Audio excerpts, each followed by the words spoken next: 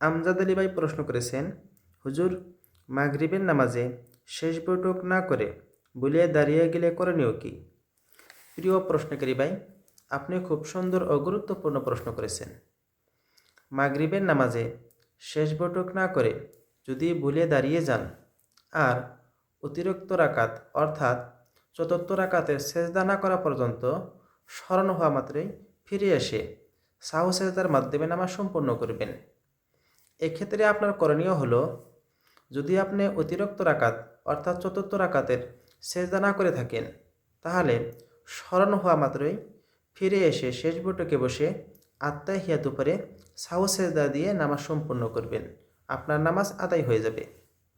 আর যদি অতিরিক্ত রাকাত অর্থাৎ চতুর্থ রাকাতের সেজদা করে ফেলেন, তাহলে এক্ষেত্রে আপনার ফরজ নামাজ আর ফরজ থাকবে না, নফল হয়ে যাবে। এক্ষেত্রে আপনি সাহু সেজদা দিয়ে নামাজ সম্পন্ন করলেও আপনার নামাজ ফরজ আদায় হবে না। আপনার ফরজ নামাজ পুনরায় আদায় করতে হবে। আর যদি আপনি অতিরিক্ত রাকাতের সেজদা না করার পূর্বেই স্মরণ হওয়া মাত্রই ফিরে এসে শেষ বৈঠকে বসে সাহু সেজদার মাধ্যমে নামাজ সম্পূর্ণ করে থাকেন, তাহলে এক্ষেত্রে আপনার নামাজ আদায় হয়ে যাবে। আশা করি প্রিয় প্রশ্নকারী ভাই, আপনি আপনার প্রশ্ন জবাব পেয়েছেন। ওয়া আখির দাওয়ানা আনিল হামদুলিল্লাহি রাব্বিল আলামিন।